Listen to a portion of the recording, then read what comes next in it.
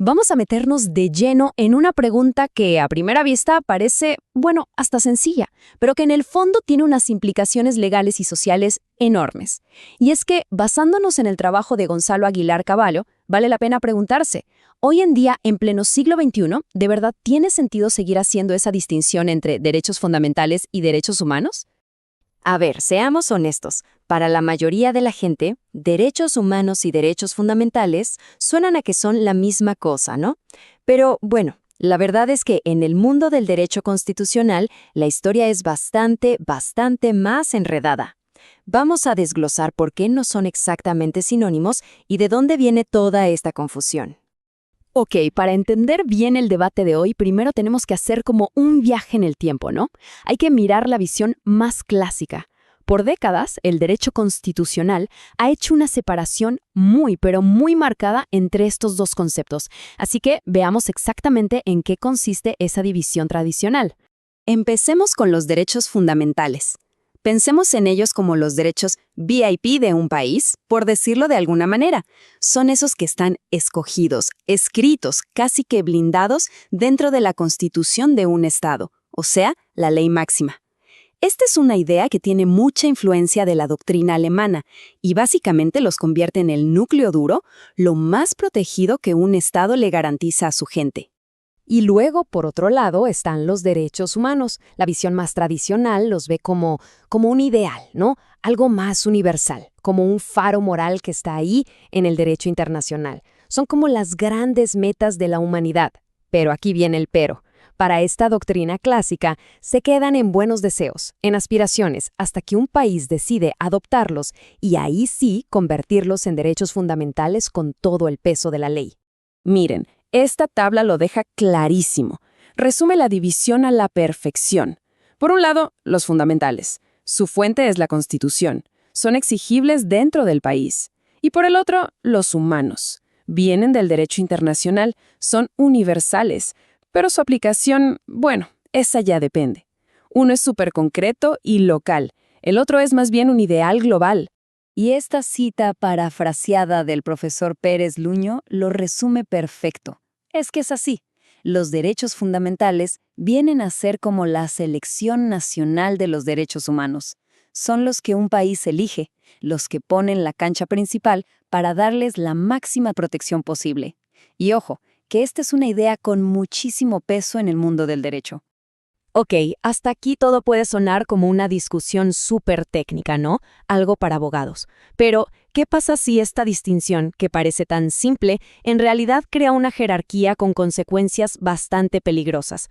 Vamos a ver qué hay detrás de este sistema de dos niveles. Y es que acá está el nudo de todo esto. Esta separación no es para nada inocente. Lo que hace es crear una jerarquía, casi como si hubiera derechos de primera y de segunda clase. Unos, los fundamentales, son los intocables, los que tienen todo el poder. Y los otros, bueno, los otros se quedan como en una lista de espera. Se vuelven aspiraciones. Claro, y esta jerarquía no apareció de la nada. Se sostiene sobre una teoría muy conocida, la de las generaciones de derechos. Es fácil de entender, es como una línea de tiempo.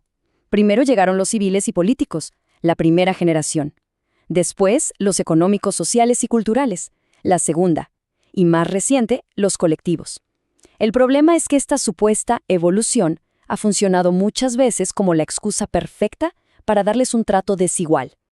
Esta tabla es básicamente una radiografía del problema. Fíjense, los de primera generación, los civiles y políticos, son los que se consideran verdaderamente fundamentales, los que se pueden exigir ya mismo en un tribunal.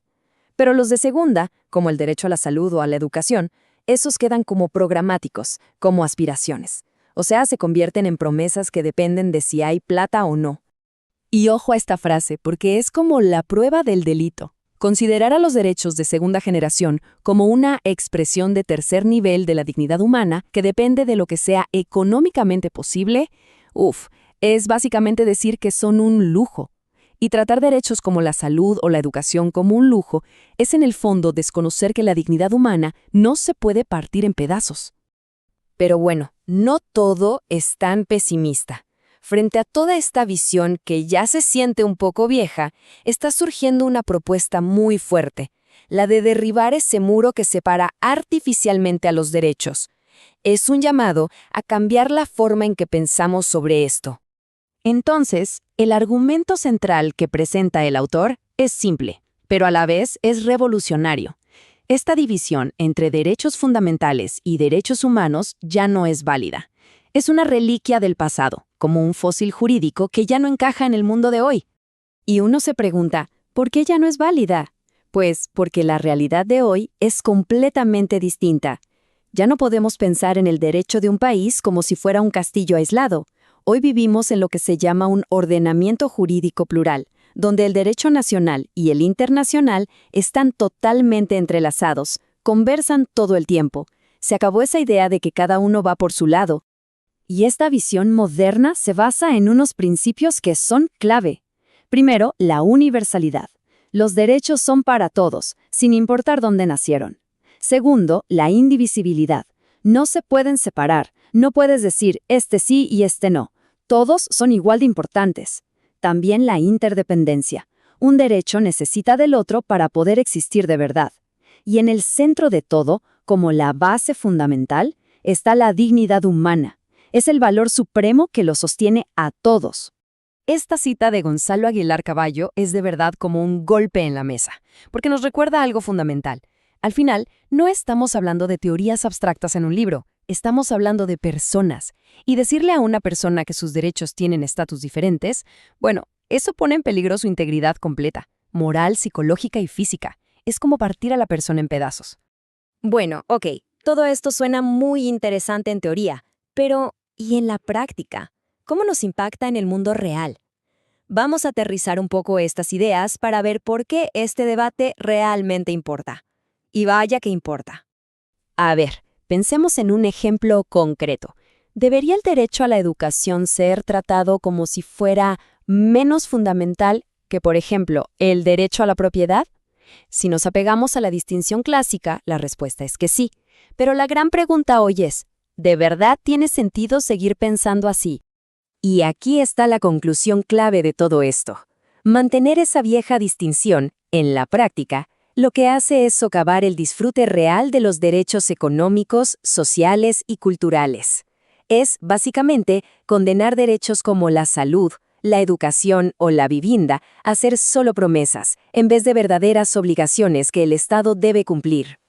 Para cerrar, queda una última reflexión en el aire. Si el punto de partida es que todos los seres humanos somos iguales, entonces, ¿no deberían todos los derechos humanos ser considerados fundamentales, sin distinción? Es una pregunta que nos obliga a pensar en qué tipo de sociedad queremos. Con eso terminamos el análisis de hoy.